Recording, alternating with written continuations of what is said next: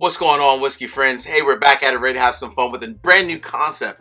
But before I kick that off, I want to give a huge shout out to my newest patrons, my good friends Rachel Brink and Christopher Guy. So Rachel and Christopher, thank you very much for supporting the Bourbon Judge and for becoming patrons, as well as all my other patrons and subscribers as well. Appreciate all the love, all the support. So today is a brand new episode in terms of concept for me. So these are doing basically 7 different whiskey reviews. Yes, 7 whiskey reviews in 7 minutes. Now, I do have my notes here because I'm pretty decent, but 7 different whiskeys at different proof points, that's a lot to remember all the proof points, the prices, and all that kind of good stuff. So I have my notes here, but we're going to dive into it. So in the 7 minutes, does not start yet. It starts coming up very soon. So essentially, these are, some are very well-known brands. Some are brands that are maybe newer to you that you've heard about. We're going to dive into them super quick. Each brand gets 1 minute, and that is it. And we're going to make a decision. Cool? All right, my friends. All right, I didn't get a chance to review these as individual reviews throughout the year. So I got samples either from the brands or from patrons or from friends. So we're going to dive into it starting now. All right, first one up, we have Calumet 10-year. Got this sample from my good friend, Chris Bruno, a patron. Think back a couple years ago, the original Calumet 10-year, I disliked it a lot. Fast forward to Calumet 15 and 16, I love them and they were phenomenal. So let's dive into this one. Calumet 10-year, it's a bourbon, MSRP anywhere from $70 to $80-ish, coming in at exactly 100 proof, aged of course obviously 10 years, and there's no finish, so just a straight bourbon. Cool? All right. Pre-poured these already just to make it a little bit quicker.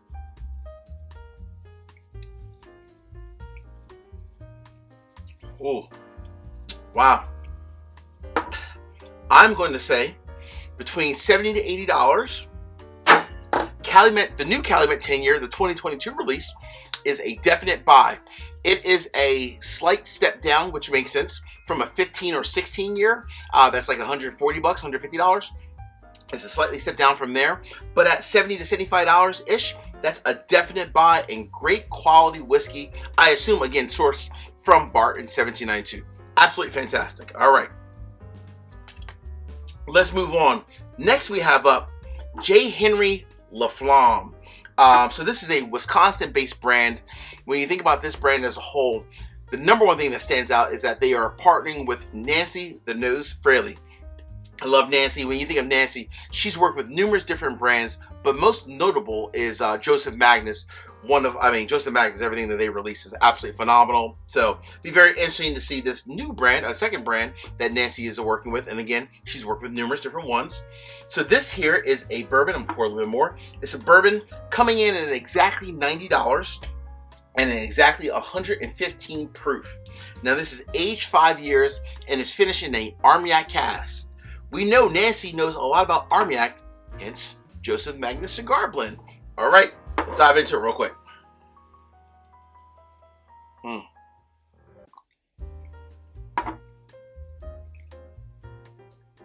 Woo! Ooh! Woo! That is interesting. So for me, that is a do not buy. Let me explain the reason why. To me, I give that a do not buy. More than likely, probably because of the type of corn that they use. So the J. Henry, I know, like brand and family as a whole, they grow their own corn. They grow like a heirloom red corn. I think the red type of corn, plus on top of that, the Armagnac finish makes it extremely too sweet. I would love to try a J. Henry product, not finished in a Armagnac, or maybe just a standard like a regular bourbon or a cashing version, but finished in the Armagnac. I love everything about what Nancy does. But to me, for my personal palate, that is way too sweet. Hence the reason why I gave it a do not buy. Way too sweet.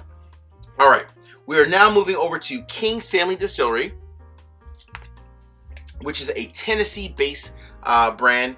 So this is the bourbon coming in at about $80. The proof on this one is 117.6 proof. There's no age statement, but it is a bourbon finished in maple toasted barrels. All right, here we go. Tennessee. Also coming from my good friend, Chris Bruno, one of my patrons. Thanks, Chris, as well, for the sample.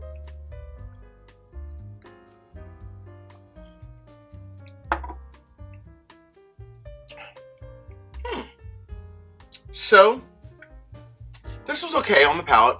Nose was alright. The palate was decent. This too is a do not buy. What's the reason why, Judge?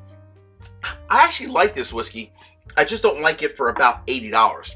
If it was a $35, $40 bottle, absolutely. Maybe even up to $50.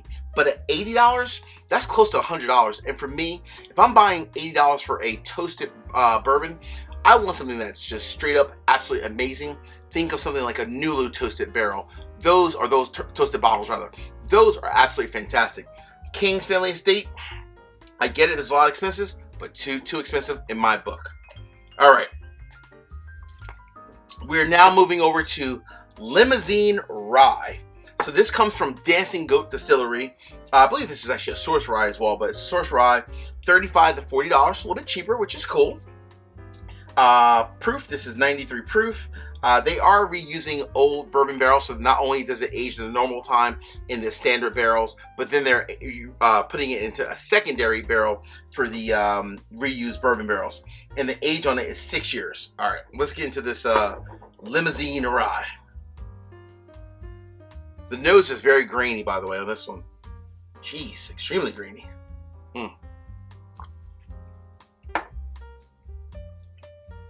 Oh. Oh, gosh. That is absolutely flat out horrible. Oh my gosh. That is the worst do not buy. That might even be worse than Calumet 10-year from back in 2018. That is horrible. Oh. I'm not trying to say anything bad. I just got to keep it real. Absolutely horrible. Woo. All right, here we go. Hemingway. This is a brand new brand for 2022. This just released like a couple months ago. Came to my door. I'm like, what is this? So Hemingway whiskey, obviously, you know, based off of, you know, the author and so forth, Hemingway. So this is a rye whiskey coming in at $150, a little bit more pricey. Coming in at exactly 100 proof. Now this one's finished, I like this, in rum seasoned Oloroso sherry cask. Very nice. I like that. I like the concept there. And it's 96% 9-year-old Indiana rye, probably MGP, and then 4%, just a little bit of 4% Kentucky rye, 4 years old. All right, here we go. Decent nose.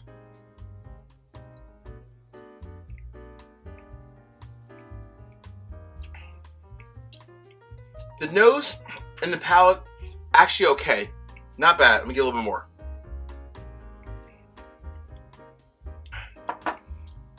Decent. I'm going to give this a flat do not buy. But let me explain the reason why. It's not the quality of the whiskey. It's just way overpriced. In my personal opinion, this probably should be about $60 to $65, not $150. I get it. Brand new brand. They are partnering with the Call family. They know their whiskey very well. But honestly, this is a lot of upfront expenses into this whiskey. There's no way this is a $150 whiskey. This to me is $60 to $65 at best. If it was priced at that point, absolutely it would be a buy, but not $150. No way.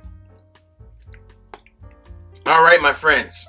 Next to last, Foregate Batch 25, the Andalusia Key. This is a rye. This is Andalusia Key rye, by the way. This is the rye coming in at $200. Proof point 115.3. Finished in Oloroso sherry. And the age, which I do appreciate, thanks, by the way, Foregate, aged at least 7 years. So I like that. All right. Here we go.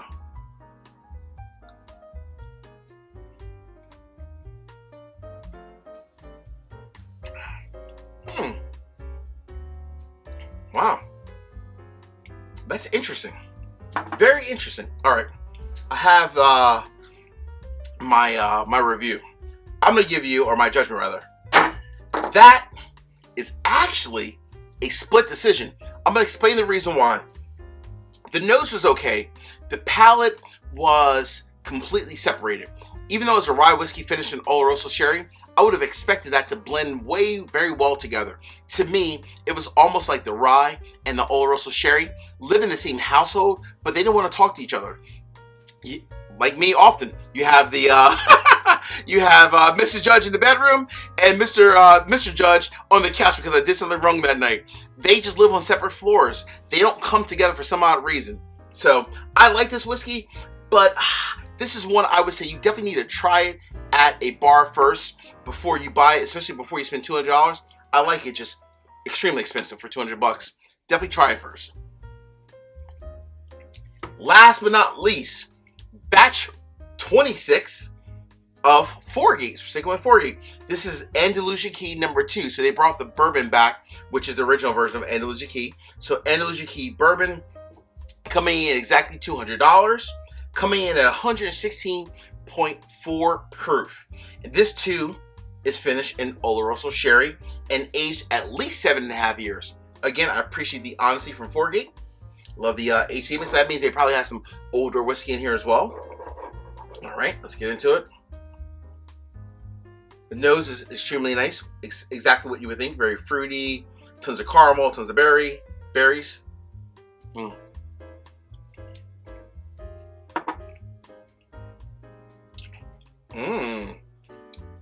that, my friends, is a Foregate based product. That is hands down fantastic. Worth the $200 price point every day, all day. And honestly, way better than batch 25, the Andalusia Key Rye. I like them both, but the bourbon, Andalusia Key 2, batch 26, flat out phenomenal. Hey, my friends, this was a hard one, boy. 7 whiskey reviews in 7 minutes. Thank you. Hopefully you enjoy this. Until the next time, peace, cheers, salute, and happy holidays. Take care.